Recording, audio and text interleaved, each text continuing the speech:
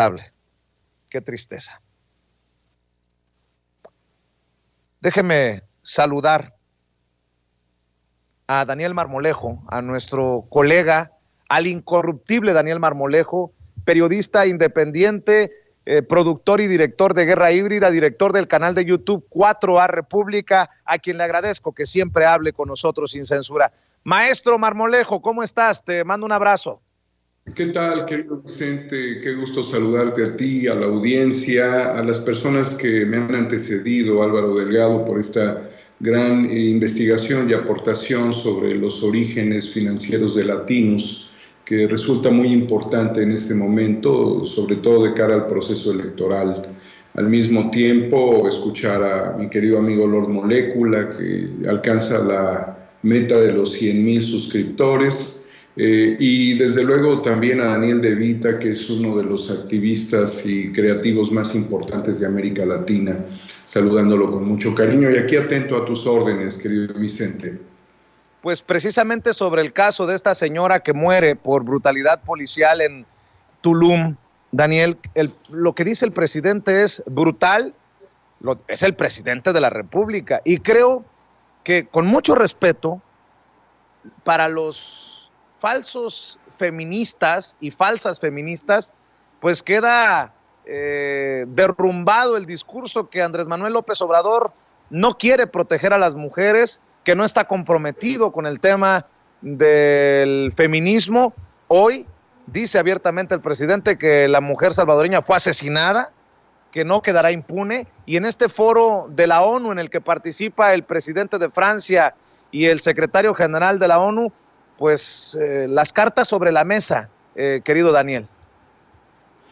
Fíjate que es muy importante esto, Vicente, porque en el medio de un evento, de estos eventos que no se planifican en días, sino que pueden llevar meses o años, y que además reviste el carácter y la importancia de la mujer en este tiempo, junto al secretario general de Naciones Unidas y junto al presidente Macron, Guterres y Macron, el presidente de México tiene que hacer una revisión de la dramática situación tras la muerte de esta persona, mujer de origen salvadoreño, pues que era una turista seguramente o una residente, no lo sabemos, pero esto que nos enseña que el caso George Floyd no fue aprendido en el mundo, que nos deja muy clara, pone en evidencia que las policías en este país no están preparados, que los políticos de los estados, de los municipios,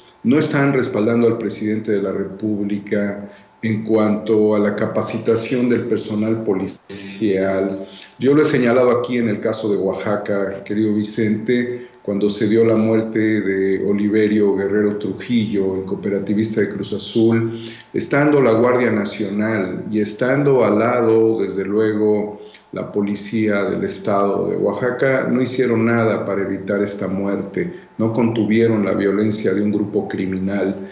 Igualmente, querido Vicente, en este caso, desgraciadamente, Victoria Esperanza muere bajo las mismas tácticas que son a toda prueba negativas dentro de la operación policial, y te das cuenta también que el sobrepeso de los policías obligan a someter a las personas en estas condiciones que están fuera de todo criterio humano. Me genera mucha preocupación también la inmovilidad que tenemos los ciudadanos, quienes estamos grabando esto, pero no estamos deteniendo a los policías. Debemos actuar cuando un policía haga esto, porque no sería, como ya quedó evidenciado, un caso único, el de Floyd, sino que puede suceder en cualquier lugar. Y también recordemos a este trabajador tamalero que fue asesinado en el Estado de México, también por la brutalidad policial.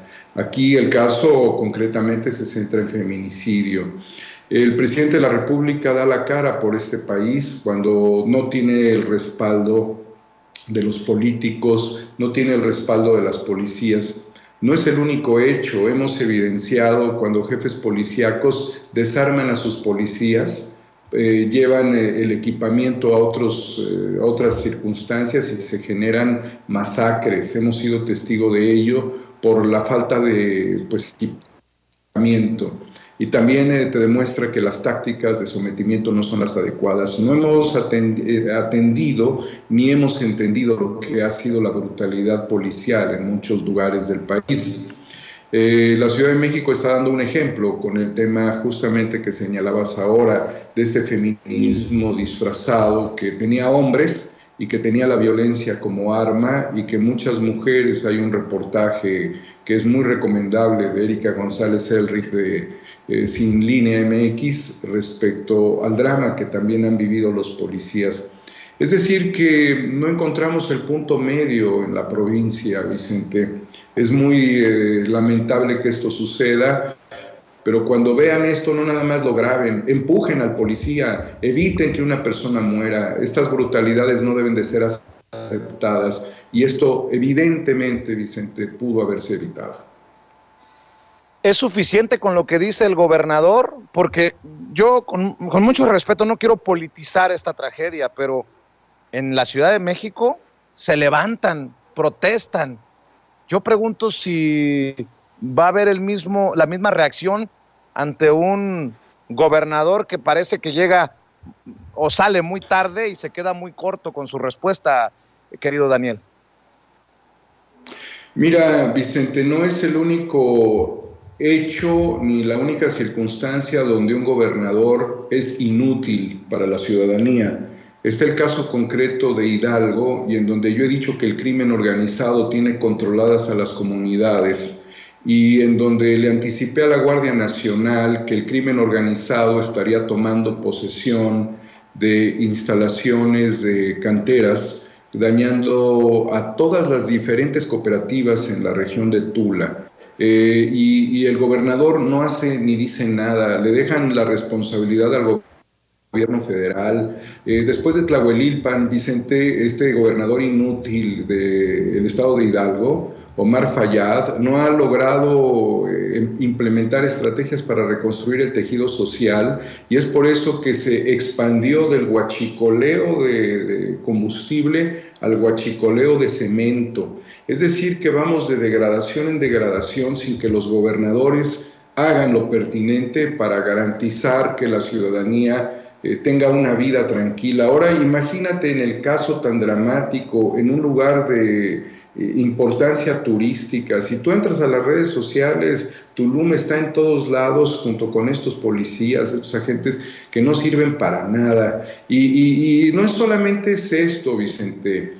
Tenemos que analizar que cuando ha habido criminales de cuello blanco, a esos sí los dejan huir, ¿sí? A esos sí los protegen. Yo he llamado mucho la atención sobre el tema de Interpol en México, debido a que Interpol, la sede mundial de Interpol, debe de analizar cuál es la condición operativa de Interpol México y trabajar con la Fiscalía General de la República. Los temas son verdaderamente complejos. Si ya la Procuración de Justicia es un problema, la implementación de las acciones policíacas debiera ser algo sumamente elemental dentro de un país que está buscando transformarse, tanto para limitar la acción criminal, como para someter a los criminales, como para entregarlos a la justicia. Y en todo esto estamos en un grado de deficiencia enorme, querido Vicente. No tenemos todavía pues una estrategia homologada a nivel nacional en este sentido. Y yo destaco, desde luego, que el director de Interpol México es compadre de la banda de Genaro García Luna. Ya lo ha dicho en su momento Anabel Hernández, lo ha señalado también el excomisario de Seguridad Pública, que estuvo 4 años en prisión. Es decir, que no estamos viendo que las acciones policíacas, ni las de investigación, ni las de prevención, ni las dedicadas a someter, hagan un papel decoroso en este país. Entonces, la indefensión de la ciudadanía es a todas luces evidente, querido Vicente. Someten a personas que ya están atadas no capturan delincuentes de cuello blanco, dejan pasar a los verdaderos delincuentes y cometen abusos policiales como el que estamos viendo. Entonces, está descoordinada la acción policial municipal, estatal, de la federal y la de investigación, entre comillas. Entonces, yo creo que tendríamos que analizar, porque te voy a poner un antecedente, si me lo permites, en este momento, Vicente. De las denuncias hechas sobre el caso de la cooperativa Cruz Azul, hay aproximadamente 30 órdenes de aprehensión, incluyendo acciones justamente de Interpol. El día 5 de abril se va a celebrar una asamblea extraordinaria. En ese sentido, querido Vicente, es muy importante que las autoridades, esto es preventivo, eviten que haya violencia dentro del marco de esta asamblea. Que la Policía de Inteligencia actúe, porque la Policía de Inteligencia en México, es decir, Interpol, debe de responder a toda la estructura de Interpol a nivel internacional, porque allí van a salir llamadas telefónicas y acciones, obviamente, de personajes prófugos de la justicia, tratando de promover el caos y la violencia. Entonces, le estoy anticipando a Interpol que por favor utilicen todas las herramientas de tecnología para saber cómo van a triangular las comunicaciones en torno al interés de destruir el avance histórico social del cooperativismo en México. Y aquí hay que señalar muy claramente la fuga de Guillermo Álvarez Cuevas, de su cuñado, de su hermano, que ahí está navegando entre quién sabe qué aguas, moviendo discrecionalmente las cosas para promover la violencia, y de tantos otros, incluyendo el abogado Junquera y una estructura que tiene características criminales. Creo que el monto de la defraudación es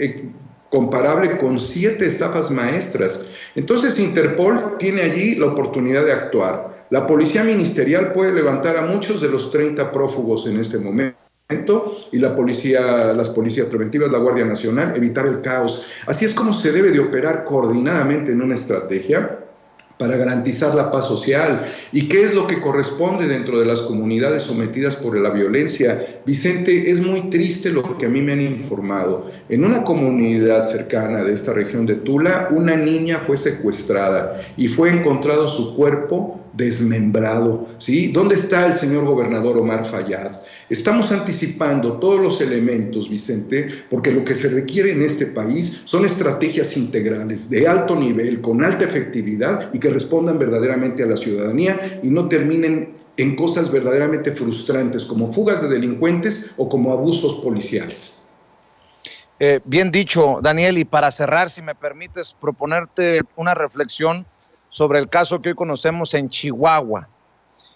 Durante el juicio que se le realiza por el caso de la nómina secreta que involucra al exgobernador de Chihuahua, el expriista César Duarte Jaques, las autoridades expusieron que políticos como la expresidenta del PRI, la hoy senadora Beatriz Paredes, el presidente municipal de Ciudad Juárez, Armando Cavada, y obispos y arzobispos recibían su chayotito, su dinerito cada mes. Por ejemplo, obispos de 100,000 al mes, el arzobispo 200,000 al mes.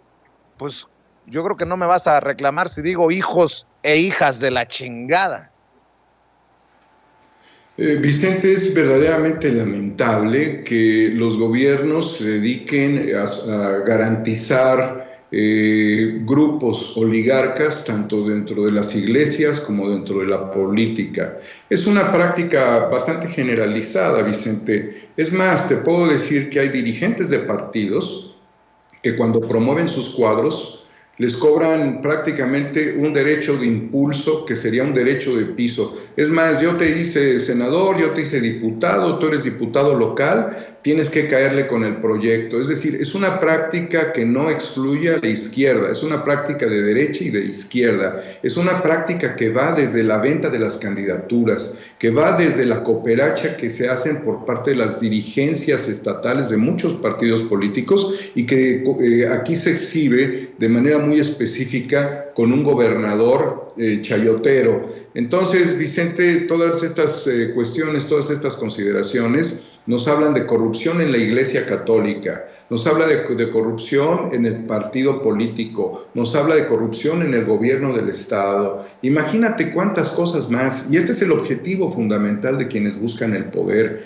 Pero cuando esto logra, Vicente, desgarrarse estructuralmente, como lo estamos viendo en este caso muy concreto, que se exhibe, que se muestra, la única posibilidad de que muchos de estos grupos, porque son grupos como se mencionaba hace un momento, lo del hijo de Roberto Madrazo, ¿sí? Lo del yerno de Roberto Madrazo, lo del exgobernador Duarte de Chihuahua, lo del gobernador Duarte de Veracruz, ¿sí?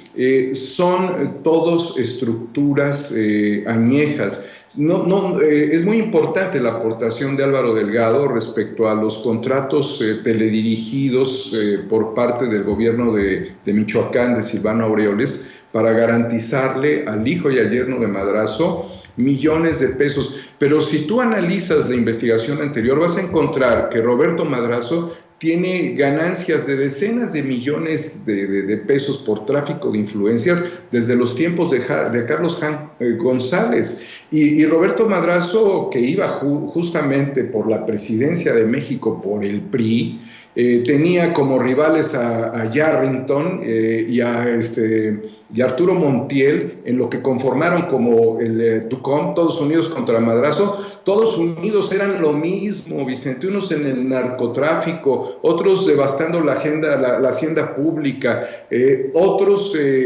traficando influencias. Entonces, la suma de todo esto, ¿a qué te lleva, Vicente? A que cuando se logran desmontar, siguen moviendo los intereses, como tienes el caso muy claro de Mario Fabio Beltrones con su hija, a la cual le mete $10 millones en la banca privada de Andorra, apenas alcanzando la mayoría de edad, y ahora la joven es senadora, una joven senadora, ¿sí? Y Beatriz Paredes, respaldada hasta por la presidencia de Morena para no apoyar a Fernández Noroña, ¿qué era?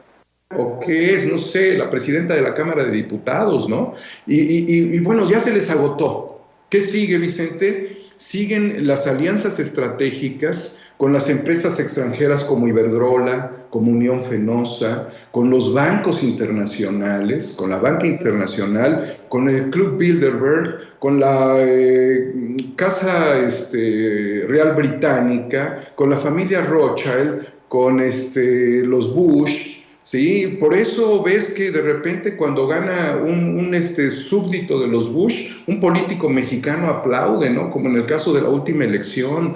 Son entramados que después de romper las estructuras oligárquicas locales, estos mismos que se asumen como herederos constantes, permanentes del poder político, trascienden hacia los intereses internacionales. Los sueldos que estos ganan, Vicente, lo he dicho reiteradamente, no son significativos para ellos. Lo que realmente les importa a ellos es el botín de las estructuras, y lo que el presidente mencionó el día de hoy es que pueden domesticar, romper las estructuras institucionales, pero tenemos que garantizar que la ley pueda mantenerse a pesar de su sucesión presidencial. Entonces, todas estas estrategias combinadas como empresarios, como el Billy Álvarez, que además acostumbrado permanentemente a doblar con costales de dinero al Poder Judicial en México, te hablan muy claramente de la moral política en nuestro país en los últimos 40 años. No había posibilidad de continuar en este modelo político del prianato, incluyendo al PRD, y llegó el momento de hacer una transformación de fondo. Entonces, todas las investigaciones, todo lo que se está argumentando, todo lo que se sume por parte de la ciudadanía en repudio a la contradicción política y moral de un país que estaba prácticamente en el camino de la destrucción, se hace necesaria en este momento para refrendar un proyecto de transformación nacional. Querido Daniel Marmolejo, como siempre es un placer tenerte aquí, y sobre todo en esta lucha para incrementar los suscriptores, para llegar a los 100,000 suscriptores. Yo le pido a la gente que te siga apoyando y que se suscriba a tu canal 4A República, 4 con número, 4A República, en donde encuentran Los Incorruptibles, que dirige Daniel Marmolejo, y obviamente los primeros 3 capítulos de Guerra Híbrida que produce y dirige nuestro colega Daniel Marmolejo. ¿En dónde más te pueden apoyar, Daniel?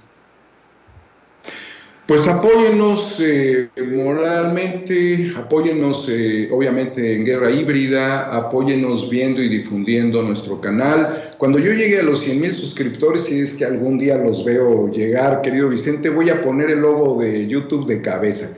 Yo, a diferencia, diciendo de mi querido amigo Carlos Pozos, estamos construyendo una red humana. Desde aquí le mando saludos a la directora del CONACYT, que no ha atendido el llamado presidencial de atendernos. Pero nosotros seguimos avanzando indefectiblemente porque este es un proyecto de transformación humana. El aprovechamiento de este tiempo, Vicente, nos dará las condiciones para heredarle a las futuras generaciones un México libre de verdad y un México transformado, no el México de los que hemos señalado aquí, no de estas autoridades policiales y no de estas autoridades políticas decadentes que además traicionan a la transformación de México. 4A República en YouTube, todos los programas, Conexión Emocional. Desde aquí le mando un sentido pésame a nuestra querida compañera Nayeli, quien desafortunadamente ha sufrido la pérdida de su abuela. Con mucho cariño para Nayeli Díaz, de Conexión Emocional, nuestro acompañamiento. Igualmente nos solidarizamos con la víctima de la policía mexicana, Victoria Esperanza, que te abrace la esperanza de una transformación humana. Muchas gracias, querido Vicente. Recuerde que también encuentra a Daniel Marmolejo en @homoexnovo en Twitter. Mi querido Daniel, estamos al pendiente, te mando un abrazo. Al pendiente, querido Vicente, siempre acompañándote con mucho cariño. Gracias. Bueno,